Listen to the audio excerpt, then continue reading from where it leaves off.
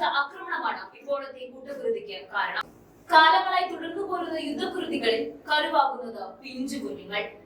നൂറ്റാണ്ടുകളായി തുടരുന്ന പ്രതികാരത്തിന്റെ ഫലമാണ് എണ്ണിയാലൊടുങ്ങാത്ത കുഞ്ഞുങ്ങളടക്കം നിരവധി പേരുടെ ജീവൻ പൊലിഞ്ഞത്. സ്വാഭാവികമായും നിലനിൽപ്പിന് വേണ്ടി ചെറുത്തു നിൽക്കേണ്ടി വന്നു ഹമാസിന്. ഫലസ്തീനിലെ ഗസ മുനമ്പിൽ ശക്തമായ വ്യോമാക്രമണം നടത്തുമ്പോൾ തന്നെ വെസ്റ്റ് ബാങ്കിലും ഇസ്രായേൽ ആക്രമണം അഴിച്ചുവിട്ടു.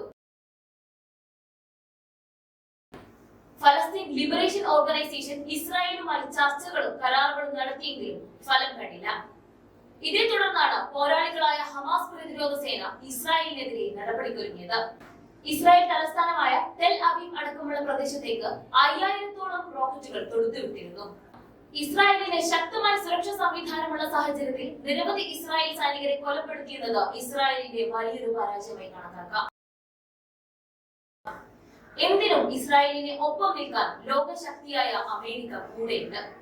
റഷ്യയും ചൈനയും ഇപ്പോഴും സംശയത്തിലാണ്. ഇതുവരെയുള്ള കണക്കനുസരിച്ച് ഏകദേശം 20,000-ഓളം ഫലസ്തീനികൾ കൊല്ലപ്പെടുകയും 1 ദശലക്ഷത്തോളം പേർ ആഭ്യന്തരമായി പലായനം ചെയ്യുകയും ചെയ്തു. ഗാസയിലേക്കുള്ള ഭക്ഷണം, വെള്ളം, വൈദ്യുതി, ഇന്ധനം എന്നിവയുടെ വിതരണം ഇസ്രായേൽ വിച്ഛേദിച്ചു. ഒരു ദിവസത്തിനു ശേഷം ഹമാസിനെതിരെ പ്രത്യാക്രമണം നടത്തി. വടക്കൻ ഗാസയിലെ നിവാസികളോട് പ്രദേശം ഒഴിയാൻ ഇസ്രായേൽ കൽപ്പിച്ചു.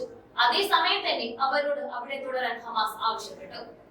ഇതുകൂടാതെ ലെബനനിൽ നിന്ന് ഇസ്രായേലിലേക്ക് റോക്കറ്റ് തൊടുത്തുവിട്ടതിനെ തുടർന്ന് ഇസ്രായേലും ഹിസ്ബുള്ളയും തമ്മിൽ വെടിവെപ്പുണ്ടായി. കൂടാതെ ഇസ്രായേൽ ലെബനനിൽ വ്യോമാക്രമണം നടത്തി. ഇസ്രായേൽ ഫലസ്തീൻ സംഘർഷങ്ങൾക്ക് പതിറ്റാണ്ടുകളുടെ പഴക്കമുണ്ട്. 1948 മെയ് മാസത്തിലാണ് പ്രധാനമന്ത്രി ഡേവിഡ് ബെൻ ഗുരിയൻ ഇസ്രായേൽ ഒരു സ്വതന്ത്ര രാഷ്ട്രമായി പ്രഖ്യാപിച്ചത്. ഇതിനെ തുടർന്ന് 1948 അറബ് ഇസ്രായേൽ യുദ്ധം പുറപ്പെട്ടു. Iraq, Syria, Lebanon, Jordan, Egypt എന്നീ 5 അറബ് രാജ്യങ്ങൾ ഇസ്രായേലിനെ ആക്രമിച്ചു. 1949 വെടിനിർത്തൽ പ്രഖ്യാപിച്ച് വെസ്റ്റ് ബാങ്ക് ജോർദാന് നൽകുകയും ഗാസ മുനമ്പ് ഈജിപ്തിന്റെ ഭാഗമാകുകയും ചെയ്തു. അപ്പോഴും തങ്ങളുടെ കീഴിലുള്ളതിനേക്കാൾ പ്രദേശം ഭരിക്കുകയായിരുന്നു ഇസ്രായേൽ. ലോകത്തിന്റെ പല ഭാഗങ്ങളിലായി ചിതറിക്കിടന്ന ജൂതന്മാർക്ക് ഒരു രാഷ്ട്രം എന്നത് സ്വപ്നമായിരുന്നു. അങ്ങനെ മനുഷ്യാവകാശം എന്ന വാദം ഉന്നയിച്ച് മുസ്ലിങ്ങളുടെ വിശുദ്ധ കേന്ദ്രങ്ങൾ നിലകൊള്ളുന്ന സ്ഥലത്ത് ഇസ്രായേൽ രാഷ്ട്രം രൂപീകരിച്ചു. ഇത് അറബികളെ പ്രകോപിപ്പിച്ചു. തങ്ങളുടെ പ്രദേശത്തേക്ക് കയറി വന്നവരെ അനുസരിച്ച് ജീവിക്കാൻ അറബികൾക്ക് സ്വാഭാവികമായും പ്രയാസമുണ്ടായിരുന്നു. അപ്പോഴേക്കും പാശ്ചാത്യ ശക്തികളുടെ പിന്തുണയോടെ എങ്ങനെ ഫലസ്തീൻ കീഴടക്കാം എന്ന ചിന്തയിലായിരുന്നു ജൂതർ. ഒട്ടകത്തിന് സ്ഥലം കൊടുത്ത പോലെയായി പിന്നീട് ഫലസ്തീൻ അവസ്ഥ. ജെറുസലേമിലെയും പശ്ചിമ തീരത്തെയും പ്രദേശങ്ങൾ ഓരോന്നോരോന്നായി പല യുദ്ധങ്ങളിലൂടെ ജൂതർ പിടിച്ചെടുത്തു.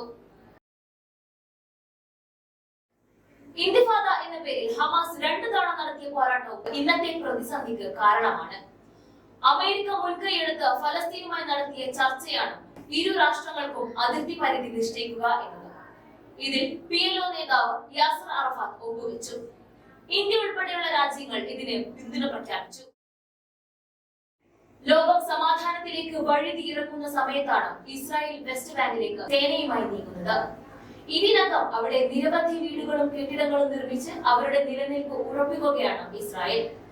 തങ്ങളുടെ രാജ്യം കയ്യിൽ നിന്ന് പിടിവിട്ടു പോകുമെന്ന അവസ്ഥയിലാണ് ഹമാസ് യുദ്ധത്തിന് തയ്യാറെടുത്തിരിക്കുന്നത്. യുദ്ധം നാശനഷ്ടങ്ങൾ മാത്രമേ വിതയ്ക്കൂ എന്നറിഞ്ഞിട്ടും ഹമാസ് പുറപ്പെടുവിക്കുന്ന യുദ്ധം തീർത്തും നിസ്സഹായതയുടേതാണ്. തങ്ങളുടെ നിലനിൽപ്പിന് വേണ്ടിയുള്ളതാണ്.